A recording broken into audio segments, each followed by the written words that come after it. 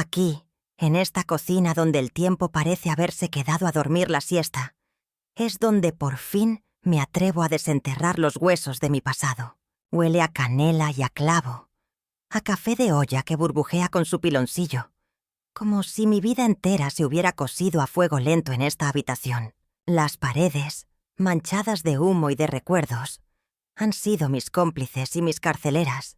Por 70 años he guardado este secreto bajo el delantal, como quien esconde una llaga que no sana. Pero hoy, mientras el sol de la tarde se cuela por la ventana y pinta de oro los trastos viejos, siento que si no hablo, me voy a ahogar en este silencio. Todo comenzó con el sonido de las campanas. No eran las campanas alegres de la fiesta del pueblo, sino las graves y solemnes de la misa de 7, las que desgarraban el almiar de mi adolescencia. Yo tenía 17 años, y el mundo me sabía a tamarindo, agridulce y lleno de promesas.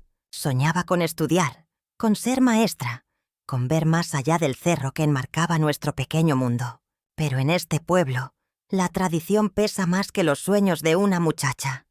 Era el año... Bueno, ¿qué importa el año? Era una época en la que las mujeres éramos como las jarras de barro, útiles, bonitas para adornar, y con una boca que debía permanecer cerrada. Mi abuela, doña Elvira, era la ley en esta casa, una mujer de rostro tallado en madera de mezquite, con unos ojos que veían no solo lo que hacías, sino lo que pensabas.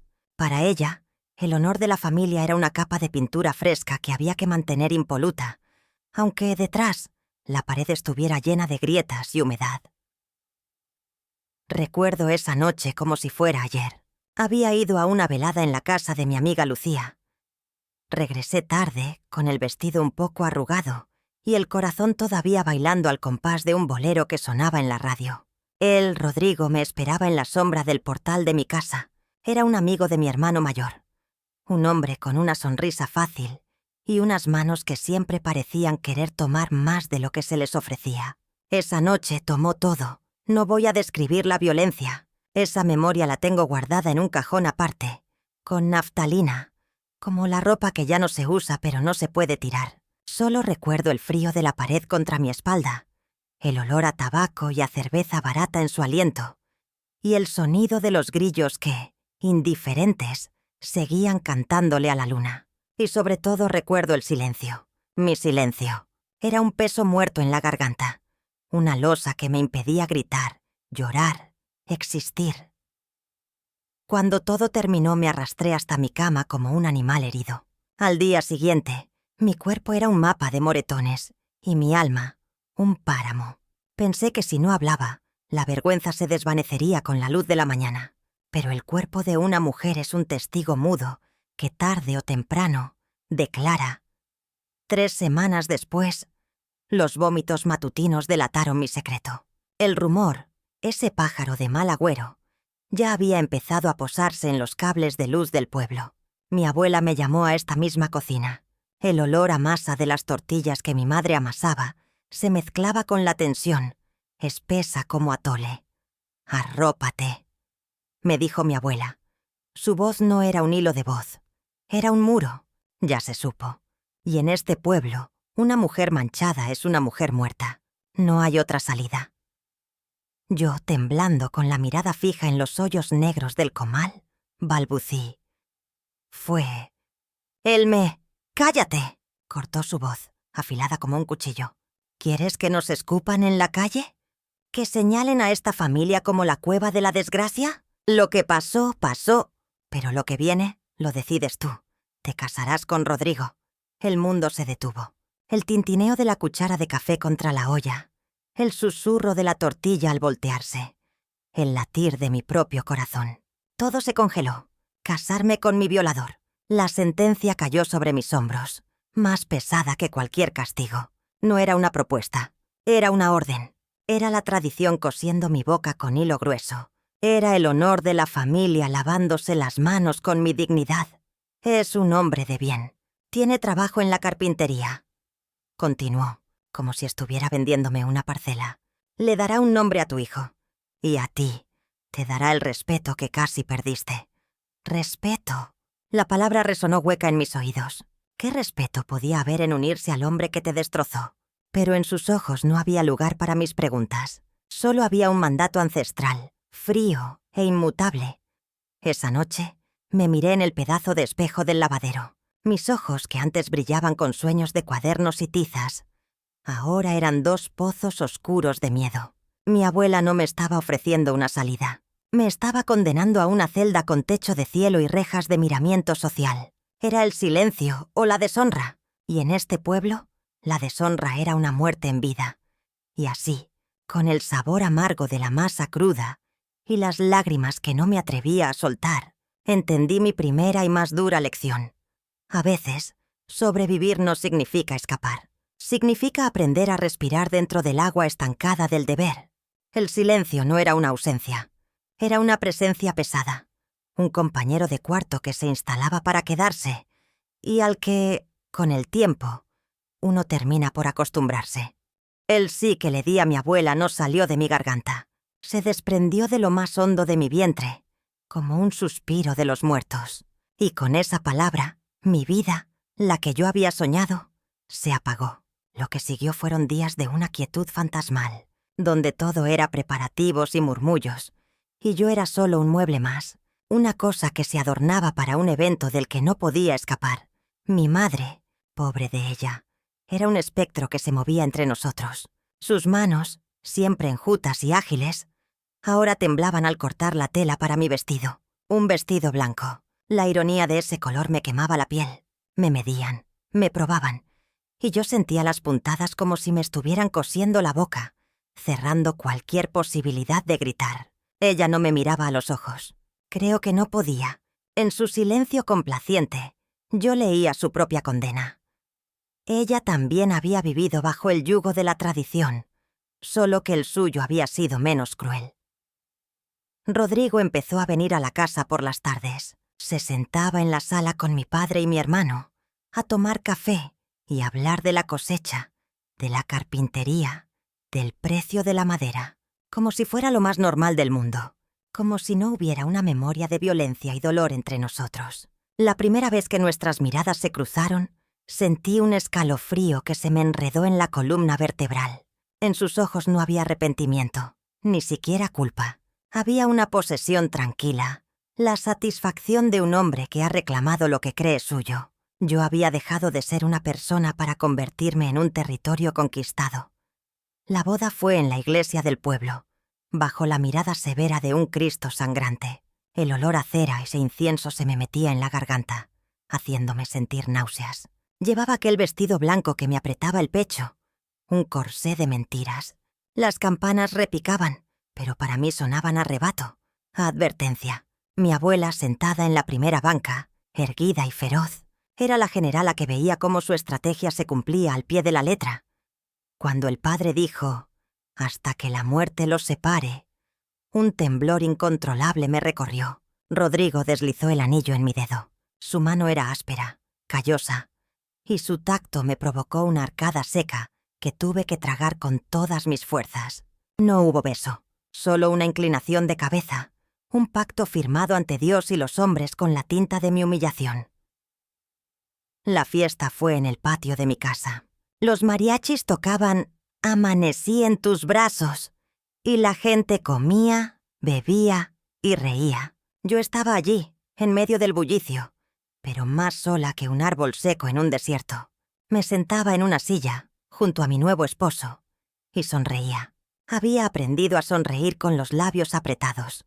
Una sonrisa que no llegaba a los ojos. Una mueca que me dolía en el alma. La gente se acercaba a darnos la enhorabuena. «¡Qué bien parada salió doña Elvira!», le decían a mi abuela. «Rodrigo es un buen partido». Él bebía tequila y su brazo, pesado como una losa, reposaba sobre mis hombros. Cada vez que se reía, una carcajada ronca y fácil, yo sentía el eco de su aliento en mi pelo y quería desaparecer. Brindaban por nosotros, por nuestra felicidad, por los hijos que tendríamos. Yo alzaba mi copa de sidral, la bebida dulce que no podía ocultar el amargor de mi boca, y brindaba por mi propia muerte. Al caer la noche nos fuimos a la casa que él tenía en la orilla del pueblo. Una casita de adobe con un corredor vacío. No hubo amigos que nos llevaran a gritos, ni lluvia de arroz. Caminamos en silencio, iluminados solo por la luna. Al cruzar el umbral, supe que entraba en mi nueva prisión. Las rejas ya no serían las de la mirada de los otros, sino las de sus brazos, su presencia, su derecho sobre mi cuerpo. Esa primera noche como esposa, él no me tocó. Se quitó la camisa, se metió a la cama y pronto roncó. Yo me quedé sentada en una silla, mirando la silueta de su cuerpo bajo las sábanas, temblando de frío y de miedo. El cuarto olía a tierra húmeda y a madera recién cepillada, el olor de su oficio. Afuera, un perro aullaba a la luna. Me acerqué a la ventana y miré el pueblo dormido. Las luces titilaban como luciérnagas atrapadas. Allá estaba mi casa, mi cuarto, mi vida anterior. Me desvestí con movimientos de autómata y me metí en la cama, lo más pegada a la orilla posible, tratando de ocupar el menor espacio posible. El colchón cedió hacia el centro, hacia él, y sentí el pánico de ser absorbida. Cerraba los ojos y veía la sonrisa de satisfacción de mi abuela. «Te casarás con Rodrigo». La orden seguía resonando, ahora en las 4 paredes de este cuarto ajeno. No lloré. Las lágrimas se me habían secado adentro, convertidas en una piedra lisa y pesada en el fondo del estómago. En su lugar nació una determinación fría y silenciosa. Si este era mi destino, si esta cama era mi campo de batalla, entonces aprendería a sobrevivir aquí también. No por él, no por el amor que jamás sentiría, sino por el pedazo de mí que aún latía, por la vida que empezaba a crecer dentro de mí, ese hijo concebido en la violencia, y que ahora llevaba el apellido de su propio padre. Antes de que el sueño me venciera, miré el perfil de Rodrigo dormido y supe que la guerra no había terminado, solo había cambiado de escenario. Y yo, con mi vestido blanco ya guardado en un baúl, me había convertido en la soldado silenciosa de una batalla que nunca pedí pelear. La mentira se había vestido de gala, y yo tendría que aprender a vivir dentro de sus pliegues. El amanecer en la casa de adobe no llegó con el canto de un gallo, sino con el ruido seco de la leña al quebrarse en la estufa.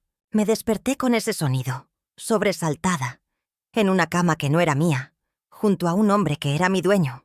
El espacio olía a él, a sudor, a resina de pino, a hombre, un olor que se me pegaba a la piel como una segunda capa, indeseada.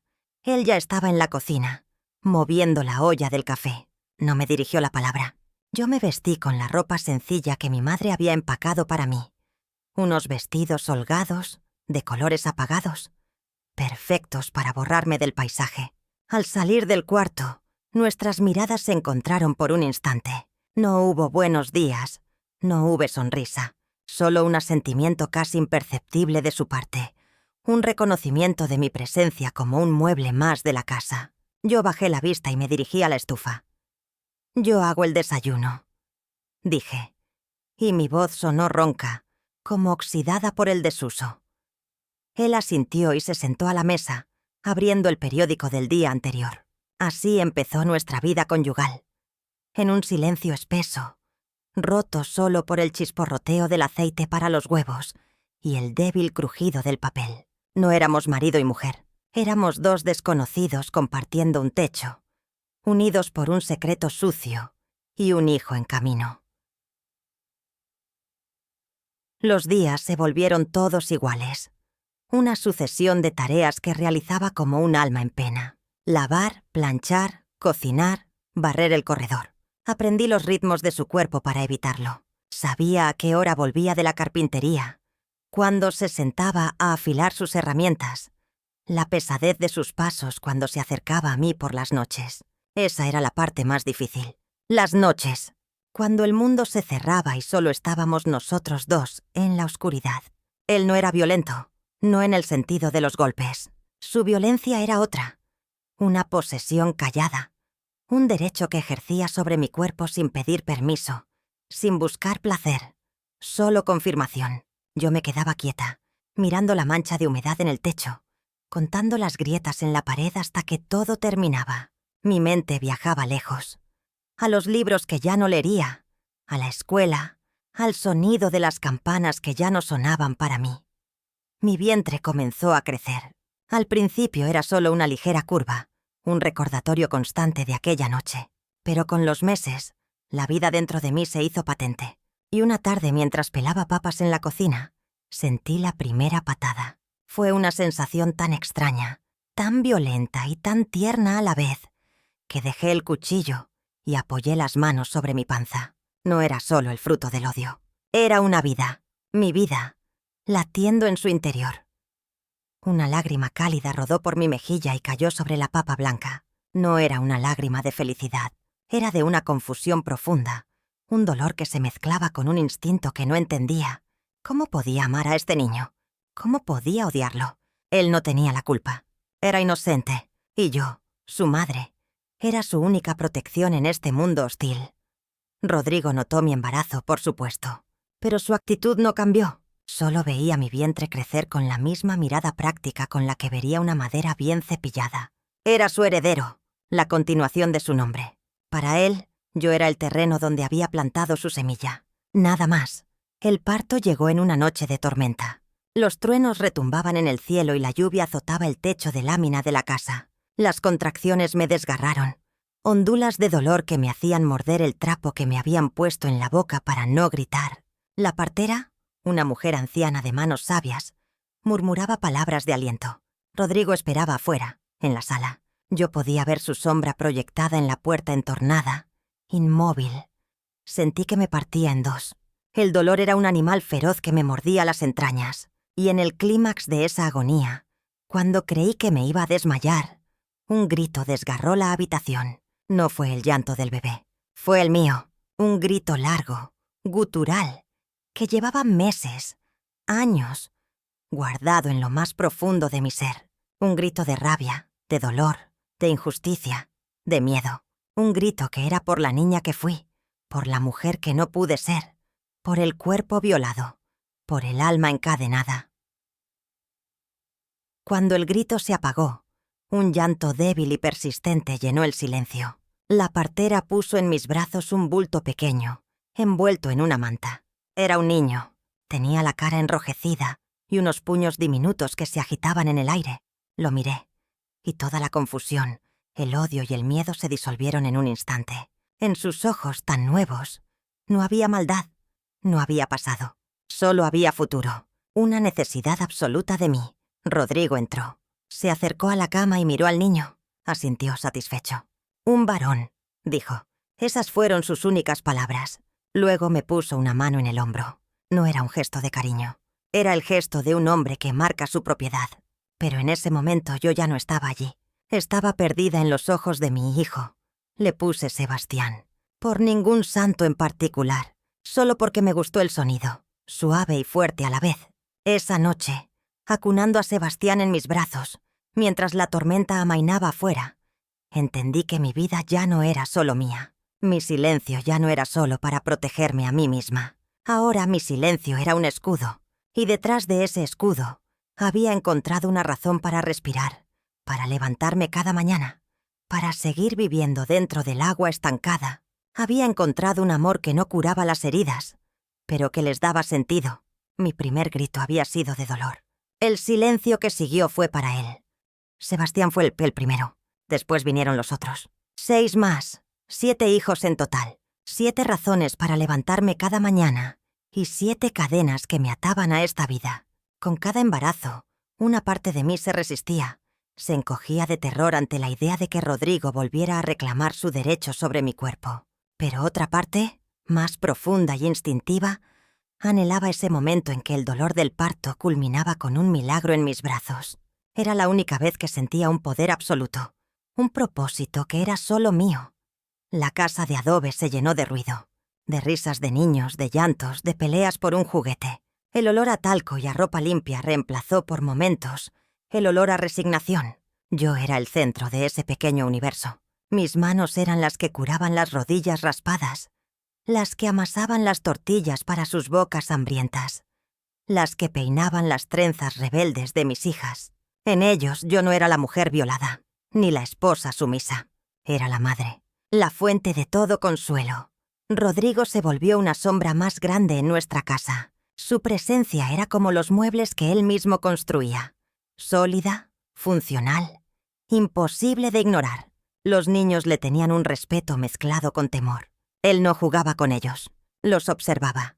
Cuando Sebastián, ya un niño de 5 años, le mostró con orgullo un carrito de madera que había tallado torpemente, Rodrigo lo tomó, lo examinó con ojo crítico y dijo: «La línea no es recta, hay que aprender a hacer las cosas bien». Le devolvió el carrito y se fue. Vi cómo la luz en los ojos de mi hijo se apagaba un poco. Fue en ese instante que comprendí que la batalla no solo era mía, era por ellos. Cada vez que Rodrigo les imponía su voluntad férrea, cada vez que les enseñaba, con su ejemplo, que las emociones eran una debilidad, yo intentaba contrarrestarlo con un abrazo, con un cuento susurrado al oído antes de dormir, con una canción de cuna. Mi amor se volvió mi acto de rebelión silenciosa. Era el contrapeso a su frialdad, pero el precio era agotador. Por las noches, después de acostar a los 7, recorriendo las camitas y los petates en el suelo, me desplomaba en la cocina, con el cuerpo dolorido y el alma hecha jirones. La soledad era un hueco negro en mi pecho, a pesar de estar siempre rodeada de gente. Extrañaba a mi madre. A veces la veía en el mercado y ella me sonreía con tristeza, preguntando por los niños, pero nunca por mí, nunca por cómo estaba yo. El mandato de mi abuela había construido un muro entre nosotras, y estaba Rodrigo, siempre Rodrigo. Los años no suavizaron su carácter, solo lo solidificaron. Con el tiempo, sus tocamientos nocturnos se volvieron menos frecuentes, pero no menos mecánicos. Era una rutina más, como darle de comer a los puercos. Yo ya no contaba grietas en el techo. Había aprendido a ausentarme por completo, a viajar a un lugar dentro de mí donde él no podía entrar. Un jardín secreto donde solo estaban mis hijos y yo. Un día, mi hija mayor, Ana, que entonces tendría unos 9 años, me encontró llorando en silencio en el lavadero, frotando con furia una mancha en una sábana. Ella se acercó y, sin decir nada, puso su manita sobre mi espalda. Su tacto fue tan suave, tan lleno de un amor intuitivo, que el llanto se me cortó de golpe. «No es nada, mi vida», dije secándome la cara con el delantal. «Es que el jabón pica en los ojos». Ella me miró con sus ojos grandes, tan parecidos a los míos, y no dijo nada. Pero supe que no me creyó. En su mirada había una comprensión demasiado adulta, una tristeza que no le pertenecía, y me di cuenta, con un pánico que me heló la sangre, que el silencio no era solo mío, se estaba filtrando, lo estaban respirando. Mis hijos estaban aprendiendo, sin que nadie se los enseñara, que en esta casa había cosas que no se decían, dolores que no se nombraban, una madre que a veces lloraba en secreto. Esa noche miré a mis 7 hijos dormir. Los 7, concebidos en una cama que era un campo de batalla. Los 7, criados entre el amor callado de su madre y la autoridad distante de su padre. Eran los hijos del silencio. Y yo, que tanto había luchado por protegerlos con mi quietud, me di cuenta de que tal vez les estaba heredando mi propia prisión. No con palabras, sino con el ejemplo de una mujer que había aprendido a vivir con las rejas puestas. El silencio, mi viejo compañero, ya no era solo un escudo. Se estaba convirtiendo en una losa que podía aplastar a los que venían después de mí. Y esa fue la semilla de un nuevo miedo, uno mucho más profundo que el que sentía por mí misma. Fue Ana, otra vez, quien con su silencio elocuente empezó a resquebrajar los cimientos de mi sumisión. Ya tenía 12 años y se estaba convirtiendo en una mujer observadora, de mirada profunda que parecía escarbar en lo más hondo de mis penas. La vi empezar a encogerse cuando su padre entraba a la habitación, a bajar la mirada, a modular su voz hasta convertirla en un hilo de sonido. Era yo, pero joven. Era mi reflejo. Y verlo me producía un dolor físico, como si me estuvieran arrancando la piel a tiras. No podía permitirlo. No por mí, que ya estaba acostumbrada a vivir doblada, sino por ella, por todas ellas. Mis otras 2 hijas, Lucía y Carmen, seguían sus pasos, imitando sin saberlo la danza de la invisibilidad que yo había perfeccionado. Rodrigo, por su parte, parecía crecer con los años. Su carpintería era ahora la más respetada del pueblo. Hacía muebles sólidos, pesados, que duraban generaciones. mesas con patas gruesas como troncos, armarios que no cedían ni al tiempo ni a la polilla. La gente decía: «Don Rodrigo, su trabajo es como él, firme y de una sola pieza». Él asentía orgulloso. Su reputación era su tesoro. Y yo, su esposa callada y madre de sus 7 hijos, era una pieza clave en ese patrimonio de respetabilidad. Un mediodía, durante la comida, Sebastián, que ya tenía 15 años y la sangre caliente de la adolescencia, discutió con él. Era sobre un novillo que Sebastián quería comprar con el dinero que había ahorrado trabajando en la finca de un vecino. «Es una tontería», dijo Rodrigo sin levantar la vista de su plato de frijoles. «Ese animal no vale lo que piden. Te están viendo la cara de niño». «Pero, papá, yo he calculado», intentó explicar Sebastián, su voz cargada de esa urgencia por ser escuchado. «Basta». La palabra de Rodrigo cortó el aire como un hachazo. El silencio cayó sobre la mesa. Los más pequeños dejaron de comer. En esta casa yo tomo las decisiones. Y punto. Vi la cara de Sebastián. Vi cómo la humillación y la rabia le tensaban la mandíbula, cómo sus puños se apretaban bajo la mesa. Y luego vi cómo su mirada, llena de un odio repentino, se clavó en su padre. No era el respeto temeroso de mis hijas. Era el inicio de una rebelión. Y en ese instante supe que la paz de mi silencio era una mentira frágil. Estaba criando un hijo que aprendería a odiar, o hijas que aprenderían a temer. Esa noche, después de que todos se durmieran, no pude ausentarme. Cuando Rodrigo se acercó a mí, por primera vez en años, sentí algo distinto. No era solo la repulsión de siempre, ni el miedo. Era una furia helada, un no que quería gritar desde lo más profundo de mis entrañas. No me moví, no luché, pero mi cuerpo se volvió de piedra bajo el suyo. Ya no era un campo de batalla donde yo huía, era un territorio ocupado que por primera vez se negaba a rendirse en silencio. Él lo sintió. Se detuvo un momento, y en la oscuridad creí ver un destello de confusión en sus ojos. Luego continuó, pero algo se había quebrado. Una tensión nueva y eléctrica se instaló entre nosotros. Al día siguiente me levanté con una determinación nueva. Mientras preparaba el desayuno, no bajé la mirada cuando él entró a la cocina. Lo miré directamente. Fue solo un segundo, pero fue suficiente. Él desvió la vista primero. Un triunfo pequeño, minúsculo, pero que resonó en mí como un trueno. Fui al cuarto de Ana. Ella estaba tendiendo su cama. La tomé de los hombros y la obligué a mirarme. «Escúchame, Ana», le dije, y mi voz sonó firme, con una urgencia que ella no había escuchado antes. «Tú no tienes que ser como yo. ¿Entiendes? Tu voz es tuya. Tus sueños son tuyos. No dejes que nadie te los quite». Ella me miró, asustada y confundida por la intensidad de mis palabras. Solo asintió. No era suficiente. Las palabras eran solo semillas en un terreno de piedra, pero era un comienzo.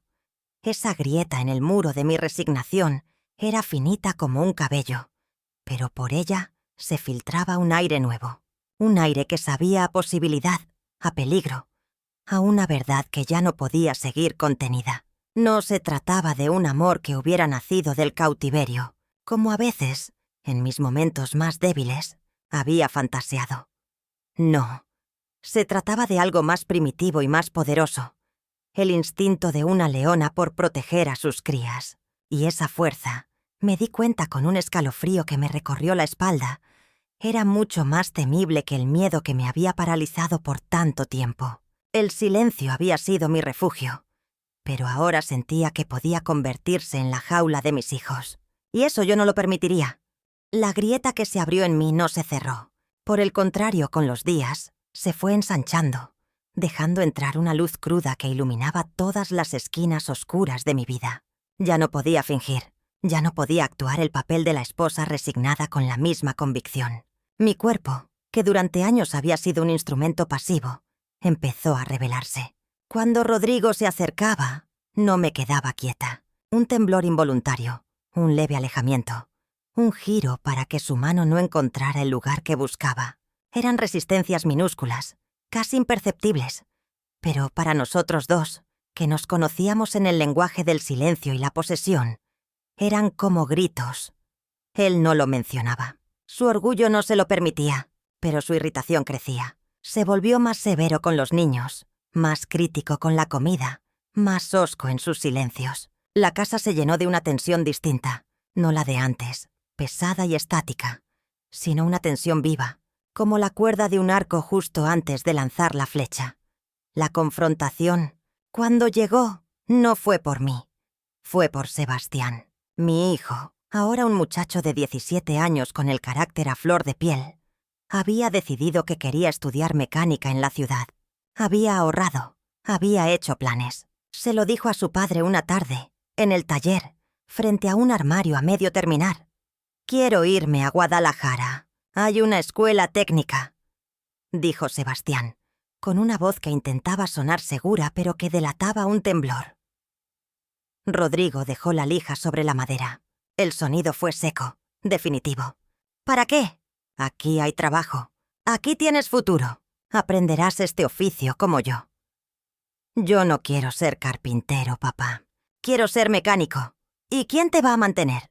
¿Quién te va a pagar la escuela? ¿Crees que el dinero crece en los árboles?» La voz de Rodrigo era cada vez más grave, cargada de esa autoridad que no admitía réplica.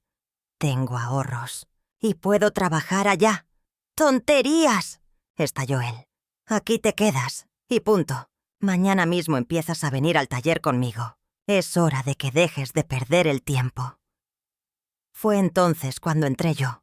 Iba a llamarlos a cenar. Me detuve en la puerta, viendo la escena. Mi hijo, plantado con una dignidad desesperada, y mi marido, con el rostro enrojecido, la encarnación de la tiranía. «Sebastián tiene derecho a elegir», dije. Mi voz sonó clara en la habitación llena de aserrín. 2 pares de ojos se clavaron en mí. Los de Sebastián, con una mezcla de sorpresa y esperanza. Los de Rodrigo, con una incredulidad que rápidamente se transformó en furia. «¿Tú qué sabes?», me espetó. «Vete a la cocina. Esto no es asunto de mujeres». Esa frase, esa misma que había escuchado desde niña, que mi abuela había usado como un mandato final, resonó de manera distinta en mis oídos. Ya no era una verdad, era una mentira cansada. «Es asunto mío porque es mi hijo», repliqué, sin moverme del umbral.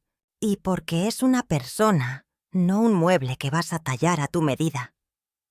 Rodrigo dio un paso hacia mí. Su figura era imponente, y por un segundo, el viejo miedo quiso apoderarse de mí. Pero entonces miré a Sebastián. Vi en sus ojos que me estaba mirando a mí, esperando ver en su madre la fuerza que él necesitaba para la suya. Respiré hondo, llenando mis pulmones con el olor a pino y a conflicto.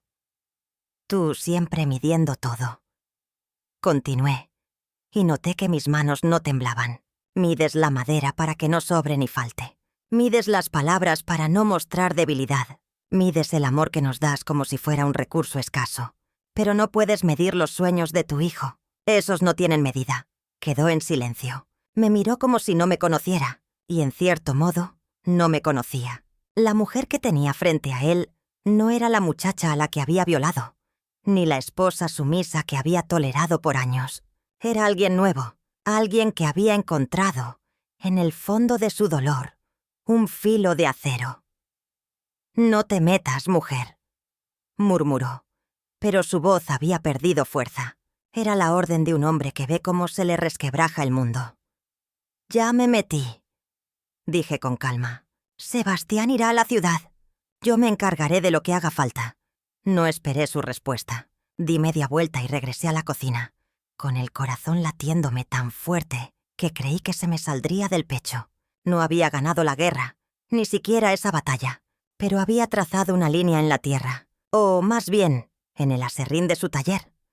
Sebastián no dijo nada esa noche, pero cuando pasó junto a mí para irse a dormir, su mano buscó la mía y la apretó con fuerza. No hacían falta palabras. Le había mostrado que el no podía pronunciarse, que la autoridad no era infalible, y que el amor de una madre, cuando se decide a dejar de ser silencioso, puede ser la herramienta más afilada en un taller lleno de herramientas.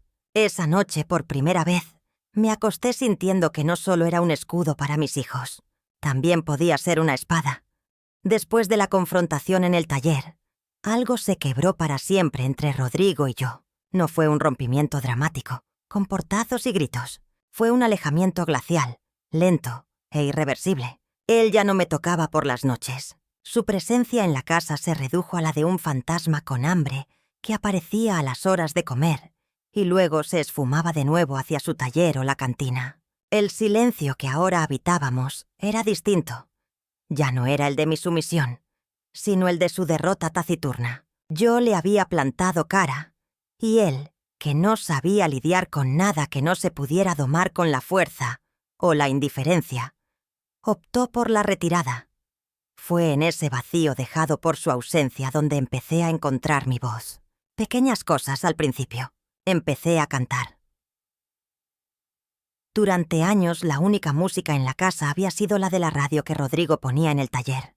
Boleros machistas que hablaban de amores traicioneros y mujeres ingratas. Yo, que de joven tarareaba canciones de Cri-Cri que escuchaba en la radio de la vecina, había apagado esa parte de mí. Pero una tarde, mientras lavaba ropa en la pileta del patio, una melodía se me escapó de los labios. Era La Llorona, una canción que mi madre cantaba cuando estaba triste. Mi voz sonó ronca, desentrenada, como una puerta que no se ha abierto en décadas. Mis hijos, que jugaban cerca, se detuvieron a escuchar. Sus caras mostraron una sorpresa deliciosa. «¡Canta otra, mamá!», pidió Carmen, la más pequeña. Y así lo hice. Canté Cielito lindo, Las mañanitas, cualquier canción que recordara. No era una voz bonita, pero era mía. Era un sonido que nacía de mi garganta sin pedir permiso, llenando el espacio que por años había estado ocupado por el ruido de la obediencia y el susurro del miedo. Rodrigo, en una de sus apariciones, me escuchó cantar desde la cocina. Se detuvo en el umbral, y por un momento, nuestras miradas se encontraron. En la de él no había enojo, sino una perplejidad profunda, como si hubiera visto a un mueble cobrar vida y empezar a bailar. No dijo nada. Dio media vuelta y se fue. Mi canto era un territorio que ya no podía controlar, una rebelión que no podía acallar con una mirada o una orden. Pero la verdadera batalla no era con él ya, era con el eco de su poder dentro de mis propios hijos. Vi cómo Sebastián, a pesar de mi apoyo, empezaba a imitar la dureza de su padre, a reprimir sus emociones como si fueran una enfermedad. Vi cómo Ana, a punto de convertirse en una mujer, se encogía ante la posibilidad de despertar el deseo de algún muchacho, temiendo, sin saberlo conscientemente, el destino de su madre. Un día, Ana estaba remendando una de sus faldas. La aguja se le resbaló y se clavó en el dedo. Una gota de sangre roja y brillante brotó. Ella no gritó, solo apretó el dedo y contuvo el aliento, apretando los párpados para no llorar. «Duele, ¿verdad?», le dije acercándome con un trapo limpio. «No tienes que aguantarte el llanto, hija. El dolor está para sentirlo». Ella me miró, con los ojos vidriosos, y entonces rompió a llorar. No solo por el dedo. Lloró por todo. Por la tensión en la casa, por el padre ausente, por la madre que a veces también lloraba en secreto. La abracé fuerte, y mientras sentía sus sollozos contra mi pecho, supe que mi lucha no era solo por darles voz a ellos, sino por permitirles sentir, por enseñarles que la fortaleza no está en la piedra, que no siente, sino en el árbol, que se dobla con el viento y a veces pierde hojas, pero sigue vivo. Esa noche, después de consolar a Ana, me senté en la mecedora de la sala. La casa estaba en silencio, pero ya no era el silencio opresivo de antes.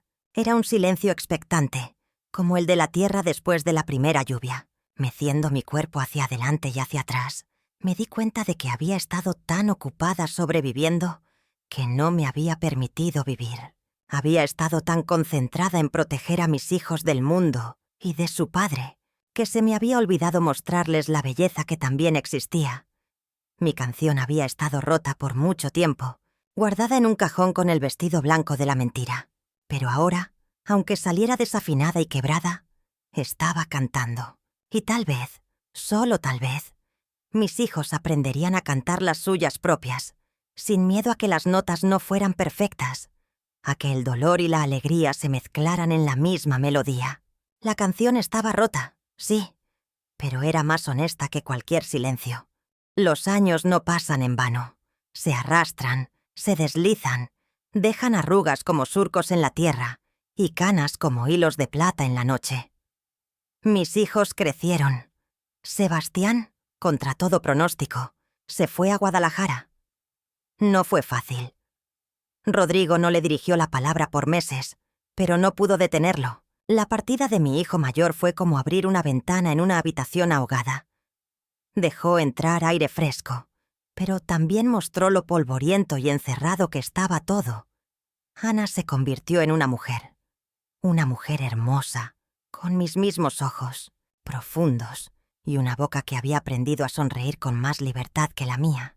Tenía 18 años y un novio, un muchacho del pueblo llamado Emiliano, que la miraba como si fuera el milagro más grande del mundo. La veía reír con él, con una risa que no era un hilo de sonido, sino una cascada libre y alegre, y un nudo de temor y esperanza se me apretaba en el pecho. ¿Podría ella tener lo que a mí me fue negado? ¿Un amor elegido, no impuesto? ¿Una vida que no empezara con una violación y un casamiento forzado? Rodrigo la observaba también. Su mirada sobre Emiliano era escrutadora, dura.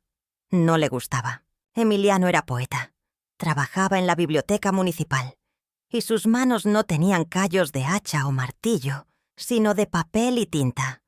Para Rodrigo, era un hombre blando, sin sustancia. «Ese muchacho no es para ella», me dijo una noche, mientras nos sentábamos a cenar, ya solo nosotros y las 2 hijas menores. «No puede darle un futuro estable». «El futuro no lo da solo con las manos», repliqué sirviéndole la sopa. «También se construye con palabras, con respeto». Él resopló, un sonido de desprecio que me era tan familiar. «Las palabras no llenan la olla». Me callé. No era el momento. Pero la semilla de la ansiedad ya estaba plantada en mí. Una tarde, Ana y Emiliano estaban sentados en el corredor, leyendo un libro de poemas juntos. Sus cabezas estaban tan cerca que casi se tocaban. Él le señalaba un verso y ella sonreía, una sonrisa tan llena de luz que me dolió en el alma. De pronto, Rodrigo apareció en la puerta. Su sombra cayó sobre ellos como un manto oscuro. «Ana, adentro», ordenó con su voz de trueno. Emiliano se puso de pie de inmediato, educado pero firme. «Buenas tardes, don Rodrigo». Rodrigo lo ignoró por completo. «Ana, ahora». Ella se levantó, sus mejillas encendidas de vergüenza y de una rabia que reconocí como mía. «Vamos a terminar el poema, papá». «No, los poemas son para gente ociosa. Tú tienes que ayudar a tu madre». Fue entonces cuando sucedió. Ana no bajó la mirada. No obedeció de inmediato. Se quedó allí, plantada, mirando a su padre. Y en sus ojos no había miedo. Había un desafío claro y tranquilo. «Emiliano me respeta», dijo, con una voz que no temblaba. «Y yo a él». Eso debería bastarte. El silencio que siguió fue tan espeso que podía cortarse con un cuchillo. Rodrigo la miró fijamente, y yo contuve la respiración, esperando la explosión, el grito, la orden irrevocable. Pero no llegó. Rodrigo miró a Ana, luego a Emiliano, y finalmente su mirada se posó en mí, que observaba desde la puerta de la cocina. En sus ojos vi algo que nunca antes había visto. Confusión y una especie de cansancio profundo, como si, de pronto, el peso de todos esos años de imposición le resultara demasiado pesado para sus hombros. Sin decir una palabra, dio media vuelta y se fue hacia su taller. Ana se quedó temblando, y Emiliano la tomó de la mano. «Está bien», murmuró él. «Está bien». Pero yo sabía que no lo estaba. Algo fundamental había cambiado. Mi hija había hecho lo que yo solo me había atrevido a hacer hace relativamente poco. Se había plantado frente al titán, y el titán, en lugar de aplastarla, había retrocedido. Esa noche, Ana vino a mi cuarto antes de dormir. Se sentó en el borde de mi cama, como cuando era niña. «¿Crees que papá le hará algo a Emiliano?», preguntó, su voz ahora sí cargada de la inquietud que había disimulado antes. «No», dije, y me sorprendió la certeza en mi voz. «Tu padre es un hombre de otra época, pero no es tonto. Él ve en ti algo que no pudo ver en mí durante mucho tiempo. Una fuerza que no puede doblegar». Ella me abrazó. «Gracias, mamá». «¿Por qué?» «Por enseñarme a ser fuerte». Yo la abracé con fuerza, y en ese abrazo sentí cómo los círculos se cerraban y se abrían al mismo tiempo.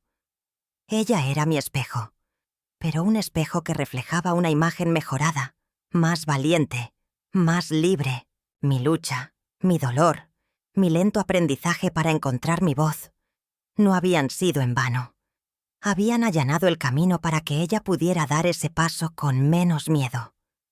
No había podido salvarme a mí misma de joven, pero tal vez, solo tal vez, había ayudado a salvar a mi hija, y en un mundo lleno de sombras, esa pequeña victoria se sentía como un sol. La retirada de Rodrigo no fue una rendición, sino un repliegue estratégico. Como un viejo lobo herido, se refugió en lo único que siempre había entendido: su trabajo. El taller se volvió su fortaleza, el sonido de la cepilladora y el martillo, su único lenguaje. La casa, sin embargo, respiró con un alivio palpable. El aire ya no se cortaba con tijeras al pasar junto a él. Mis hijas menores, Lucía y Carmen, florecieron en esa atmósfera más liviana. Sus risas eran más frecuentes, sus pasos más ligeros. Pero la herencia de los años de silencio y dominio es pesada y de raíces profundas. No se disipa con la simple ausencia del opresor. Se filtra en la sangre, en los gestos, en las formas de amar. Sebastián volvió de Guadalajara de visita. Traía el olor a gasolina y ciudad, las manos manchadas de grasa de motor y una seguridad nueva en la mirada. Pero también traía una dureza aprendida. No de su padre, sino del mundo. Veía la vida en términos de funcionalidad, de costos y beneficios. Se sentó a la mesa y habló de negocios, de lo difícil que era confiar en la gente, de la necesidad de ser fuerte para que no te pasaran por encima. Lo escuché, y en su voz, aunque no era la de Rodrigo, escuché un eco, el eco de la desconfianza, de la creencia de que el mundo es una jungla y uno debe ser el depredador o la presa. Yo le había enseñado a sentir, pero el mundo le estaba enseñando a endurecerse. Era el precio de su libertad, tal vez. Una parte de mí se entristeció al darme cuenta de que no podía protegerlos de todo, que mi amor era un refugio, pero no un escudo contra las heridas que la vida misma inflige. Fue con mi segundo hijo, Luis, el más callado, el más parecido a mí en su introspección, con quien la herencia se mostró de la manera más dolorosa. Luis tenía una novia, una muchacha dulce del pueblo. Un día llegó a la casa con el rostro desencajado. Se encerró en su cuarto y no salió en toda la tarde. Preocupada, llamé a su puerta. «¿Luis? Mi hijo, ¿qué pasó?» Al principio solo el silencio. Luego, una voz quebrada. «Terminó conmigo, mamá». Entré y lo encontré sentado en el borde de la cama, la cabeza entre las manos. No lloraba. Se contenía con una fuerza que me partió el alma. Era la misma fuerza con la que yo me había contenido durante años. «Llorar no te hace menos hombre, hijo», le dije sentándome a su lado. «Papá nunca lloró», murmuró él, sin mirarme. «Tu padre», dije, eligiendo las palabras con cuidado, como quien camina sobre cristales. «Tu padre es un hombre que le tuvo miedo a su propio dolor, y por eso se convirtió en una roca. Pero las rocas no sienten el calor del sol, ni la suavidad de la lluvia. Solo se erosionan, lentamente, en silencio». Luis alzó la vista. Sus ojos tan serios buscaron los míos. «¿Y tú, mamá? Tú tampoco llorabas». La pregunta me golpeó con una fuerza inesperada. Él me había visto. Todos me habían visto. Mi fortaleza silenciosa había sido un ejemplo. pero también una lección equivocada. Yo sí lloraba, Luis, confesé, y mi voz se quebró un poco. Lloraba cuando estaban solos los trastes y la casa dormía. Lloraba en el lavadero, con el ruido del agua ahogando mis sollozos. Aprendí a llorar en secreto porque creí que ese era mi deber, ser fuerte para ustedes. Pero me equivoqué. El deber de una madre no es esconder su dolor, sino enseñarles a sus hijos que el dolor es parte de la vida y que no hay vergüenza en sentirlo. Puse mi mano sobre la suya. No repitas mis errores. No te conviertas en una roca por miedo a que te vean vulnerable. Si te duele, llora. Si te alegra, ríe. La verdadera fortaleza está en vivir con todo el corazón, aunque a veces ese corazón se quiebre. Él no dijo nada, solo inclinó la cabeza y por fin una lágrima solitaria escapó de su ojo y cayó sobre nuestras manos entrelazadas. Fue una lágrima pequeña, casi tímida, pero para mí fue un torrente. Era la liberación de una cadena más, la ruptura de otro eslabón en la pesada cadena de la herencia. Al salir de su cuarto, me sentí exhausta, como si hubiera librado una batalla larga y agotadora. Comprendí entonces que mi lucha no había terminado con Rodrigo. Ahora luchaba contra los fantasmas que él y yo, con nuestro silencio y nuestro dolor, habíamos creado. Luchaba por darles a mis hijos no solo la libertad de elegir, sino también la libertad de sentir. La herencia más valiosa que podía dejarles no era una casa, ni un apellido, sino el permiso de ser humanos, frágiles y fuertes a la vez, en un mundo que les exigía, sobre todo a los hombres, ser invencibles.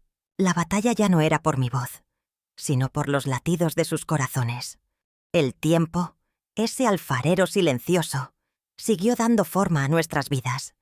Mis hijos se fueron marchando uno a uno, como pajaritos que prueban sus alas y deciden volar hacia otros horizontes. Sebastián se quedó en Guadalajara, Luis se fue a trabajar a una fábrica en el norte, Ana se casó con Emiliano en una boda sencilla y llena de luz, lejos de la sombra de su padre. La casa de adobe, que una vez resonó con el bullicio de 7 niños, empezó a quedarse callada. Solo el eco de nuestros pasos y el crujir de las vigas llenaban el vacío. Rodrigo y yo nos convertimos en 2 extraños que compartían un techo. Nuestras vidas transcurrían en paralelo, como 2 ríos que corren juntos, pero cuyas aguas nunca se mezclan. Él, envejecido, con la espalda un poco más encorvada, pasaba los días en su taller, tallando madera con una dedicación que era su única forma de oración. Yo, con las manos marcadas por los años y el trabajo, llenaba mis días con las visitas de mis hijas y mis nietos. Eran destellos de alegría en la quietud de mi vejez. Pero la soledad tiene una manera peculiar de sacar a relucir a los fantasmas, y el mío, el más persistente, era mi propio reflejo. Un día, mientras limpiaba un viejo espejo de marco de madera que Rodrigo había hecho hacía décadas, me detuve a mirarme. La mujer que me devolvía la mirada tenía el rostro surcado de arrugas, el cabello blanco como la nieve y unos ojos que habían visto demasiado. Ya no era la joven de 17 años a la que le robaron el futuro. Tampoco era la esposa sumisa ni la madre guerrera. Era una sobreviviente. Y por primera vez no sentí pena por esa mujer. Sentí una curiosidad profunda. ¿Quién era ella? En realidad, debajo de todas las capas de dolor, de resistencia, de silencio. ¿Qué quedaba de mí cuando le quitaba los títulos de hija, esposa, madre? Fue entonces cuando la necesidad de contar mi historia comenzó a brotar en mi pecho. No como un grito, sino como un río subterráneo que finalmente encontraba una grieta por donde fluir. No era para culpar a Rodrigo, que ahora era solo un viejo amargado y solitario. No era para vengarme de mi abuela, hacía tiempo muerta. Era para mí, para entender el camino que había recorrido, para darle un sentido a tanto dolor. Empecé a escribir, en un cuaderno escolar que le compré a uno de mis nietos. Al principio las palabras salían torpes, titubeantes, como mis primeros pasos después de una larga enfermedad. Escribía en la cocina, mientras el café hervía, o en el corredor, al caer la tarde. Escribía sobre el olor de las gardenias la noche que me violaron, sobre el peso del vestido blanco, sobre el sabor de las lágrimas mezcladas con la masa, sobre la textura de la mano de Ana en mi espalda, sobre la mirada de Rodrigo la primera vez que le planté cara. No era una autobiografía ordenada. Era un desahogo, un conjuro. Al poner las palabras en el papel, los recuerdos perdían un poco de su poder para dolerme. Se convertían en historia, en testimonio. Rodrigo, una tarde, me vio escribir. Se detuvo, en el umbral de la cocina, observándome con esa mirada impenetrable que ya no me asustaba. «¿Qué escribes?», preguntó, su voz ronca por el desuso. «Mi vida», respondí sin levantar la vista del cuaderno. Quedó en silencio un momento. «¿Y para qué? El pasado pasado está». «Porque el pasado no se va, Rodrigo», dije, alzando la vista por fin para encontrarme con sus ojos. «Aviven los huesos, y si no los sacas a la luz, se te pudre adentro». Él no dijo nada, solo asintió, lentamente, y se fue. No era una aceptación, ni un perdón. Era, quizás, el reconocimiento de una verdad que ambos habíamos vivido a nuestra manera, que llevábamos cadáveres en el armario, y que yo, al menos, había decidido sacar los míos a enterrar. Esa noche, al cerrar el cuaderno, me miré de nuevo en el espejo. El fantasma seguía allí, pero ya no me daba miedo. Había empezado a ponerle palabras, y con cada palabra le devolvía un pedazo de su humanidad. No era una liberación explosiva, sino una paz que se filtraba lentamente, como el aroma del café de olla en la madrugada. Estaba cansada, sí, pero por primera vez no estaba rota. Estaba completa, con todas mis grietas y mis cicatrices. Y estaba lista, por fin, para contar el resto. Escribir se volvió mi ritual sagrado. Cada palabra era una llave que abría una celda olvidada en el laberinto de mi memoria. Ya no escribía solo en la cocina. Lo hacía en todas partes. Llevaba el cuaderno a la plaza y anotaba los olores, los sonidos, las caras de la gente, tratando de capturar el mundo que había vivido desde detrás de una ventana de cristal empañado. Escribía sobre la textura áspera del costal de frijoles, el sonido de la lluvia en el techo de lámina, el peso de un niño dormido en mis brazos. Una tarde, Ana vino a visitarme con su hija, mi nieta Paloma, una niña de 7 años con una curiosidad insaciable. Mientras Ana revisaba la alacena, Paloma se acercó a la mesa donde yo escribía. «¿Qué haces, abuelita?», preguntó apoyando la barbilla en la mesa. «Estoy contando una historia, mi cielo». «¿Una historia de princesas?», sonreí. «No, hija, una historia de una mujer común, como yo, como tu mamá, y es una historia triste». «Al principio sí», confesé acariciando su cabello. Pero luego se llenó de amor, de un amor fuerte, que nació en un lugar muy oscuro. Paloma me miró con sus ojos grandes, sin entender del todo, pero absorbiendo la solemnidad del momento. Ana se acercó y nos observó. Una sonrisa triste y comprensiva en sus labios. Ella sabía. Nunca hablamos de ello abiertamente, pero ella sabía. Lo había leído en mis silencios, en mis miradas, en la forma en que le había dado permiso para ser libre. Esa noche, después de que se fueran, me senté en el corredor. Rodrigo estaba en su mecedora, a unos metros de mí, mirando la calle vacía. El silencio entre nosotros ya no era incómodo. Era el silencio de 2 soldados viejos, después de una guerra larga y desgastante. «Ana se parece a ti», dijo él de pronto, su voz quebrantada por los años. «Tiene esa misma terquedad». «No es terquedad», respondí suavemente. «Es convicción». Él asintió lentamente. «Sebastián», me escribió, «dice que va a venir a visitar el mes entrante, que quiere que le enseñe a tallar un juguete para su hijo». El anuncio me sorprendió. Sebastián y su padre habían mantenido una relación distante, funcional. Eso era un acercamiento.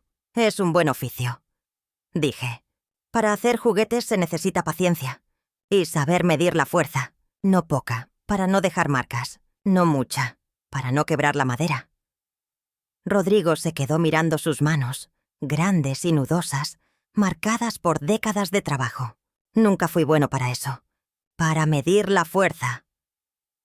Sus palabras flotaron en el aire de la noche. Un reconocimiento mínimo, pero más profundo que cualquier disculpa. No era un mea culpa, ni un arrepentimiento dramático. Era la simple admisión de un hombre que, al final de su camino, ve las huellas que dejó atrás y reconoce que algunas fueron demasiado profundas. No dije, te perdono. El perdón es un territorio complicado, un paisaje que aún estoy recorriendo. Pero en ese momento sentí que el peso que llevaba en los hombros se aligeraba un poco. No porque él hubiera cambiado, sino porque yo ya no necesitaba cargar con su culpa. Había soltado la rabia, gota a gota, en las páginas de mi cuaderno.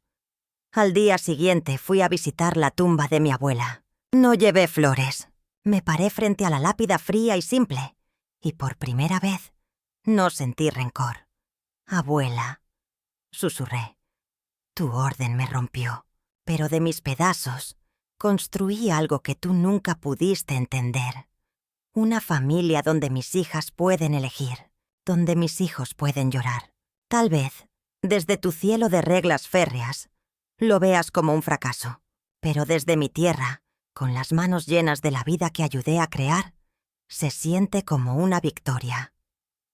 No hubo respuesta, por supuesto, solo el viento silbando entre los cipreses. Pero al dar la vuelta y caminar de regreso a casa, sentí que una de las celdas más antiguas de mi jaula se abría por fin. La celda donde guardaba el miedo a defraudarla, a no ser suficiente para los estándares de honor de una mujer que confundió el respeto con el miedo.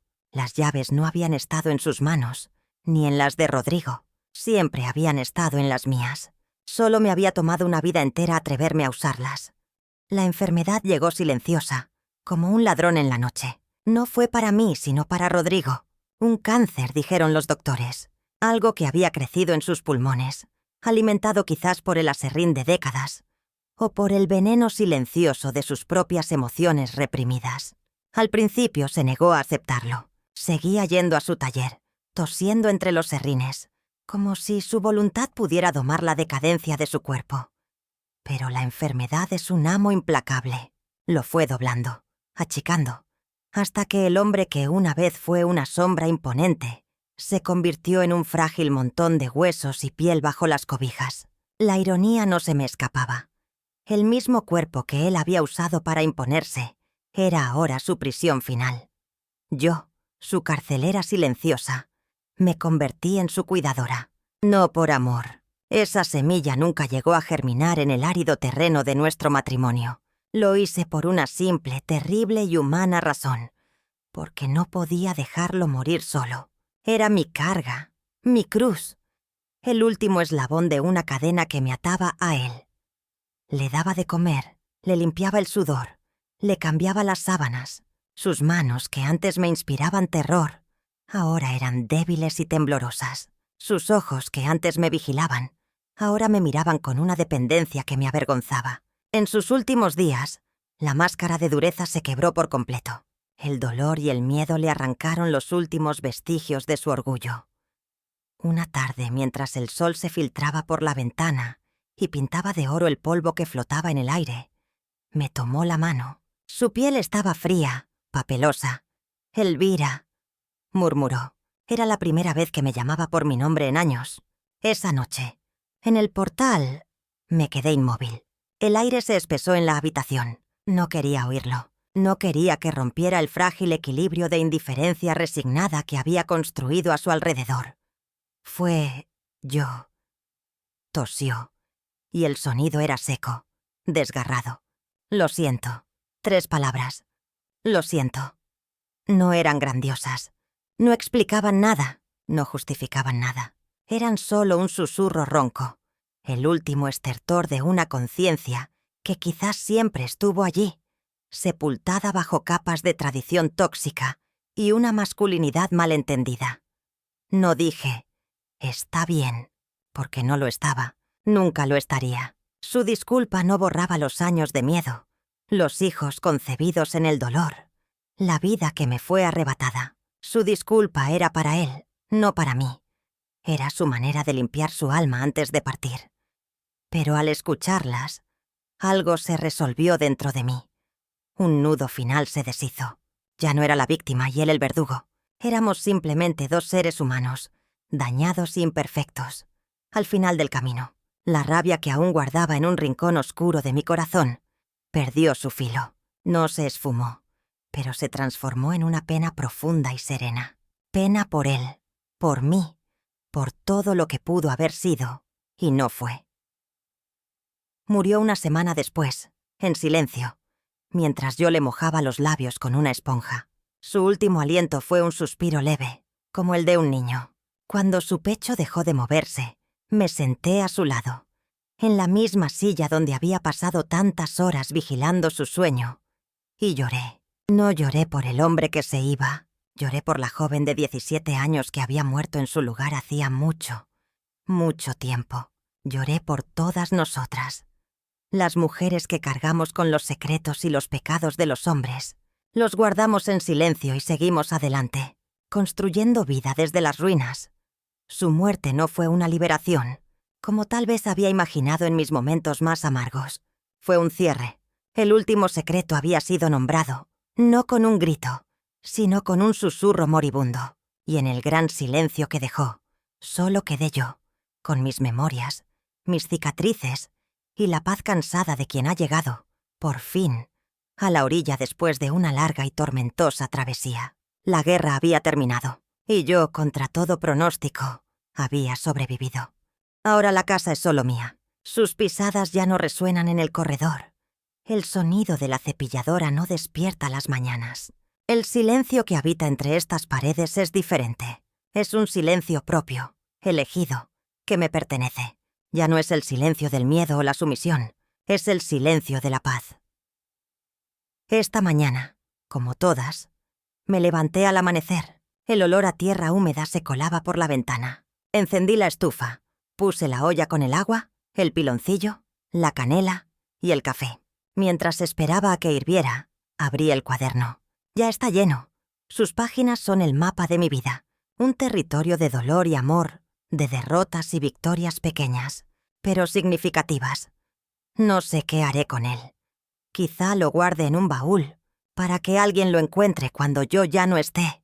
O quizá un día se lo dé a Ana, para que entienda de dónde viene su fuerza, para que sepa que el camino que ella recorre con tanta libertad fue abierto a fuerza de lágrimas y silencios rotos. No para que me lamente, sino para que valore el suelo que pisa. El café empezó a burbujear, llenando la cocina con su aroma cálido y familiar. Es el mismo olor de toda mi vida. El olor de las mañanas de mi infancia, de los desayunos tensos con Rodrigo, de las conversaciones calladas con mis hijos, de las madrugadas en vela escribiendo. Es el hilo conductor de mi historia. Serví una taza, me senté a la mesa y respiré hondo. Afuera, las campanas de la iglesia comenzaron a repicar, llamando a la misa de la aurora. Ya no suenan a condena, suenan a lo que son, campanas, sonidos que marcan el tiempo, que anuncian que un nuevo día ha comenzado, indiferente a nuestros dolores y a nuestras alegrías. Mi vida no fue la que soñé, fue más dura, más cruel de lo que cualquier joven debería imaginar, pero también fue mía. La construí yo, con los materiales rotos que me dieron. La levanté con el amor que le robé a la oscuridad para dárselo a mis hijos. La defendí con mi silencio, primero y con mi voz, después. Ya no siento el peso de los años como una carga. Lo siento como una sabiduría ganada a pulso. Sé que el amor y el dolor a menudo van de la mano, que la fuerza no es la ausencia de miedo, sino el valor de seguir adelante a pesar de él. Sé que las tradiciones pueden ser jaulas, pero también pueden ser los cimientos desde los que nos elevamos para ser más libres que quienes nos precedieron. Tomo un sorbo de café. Está caliente, amargo y dulce al mismo tiempo. Como la vida, mi historia está contada. Los fantasmas han sido nombrados. Las celdas abiertas. No hubo un final feliz, con aplausos y música. Hubo algo mejor. Un final en paz, con la luz del sol entrando por la ventana, el aroma del café envolviéndome y la certeza tranquila de que, a pesar de todo, valió la pena. Por cada lágrima, hubo una risa de mis hijos. Por cada noche de terror, hubo un amanecer. Por cada silencio impuesto, encontré, al final, mi propia voz. Y aquí me quedo, en mi cocina, rodeada de mis recuerdos y de mis fantasmas domesticados. Ya no soy la niña, ni la esposa, ni siquiera la madre. Soy simplemente yo, Elvira, la que sobrevivió. Y en este silencio que es solo mío, me encuentro por fin en casa.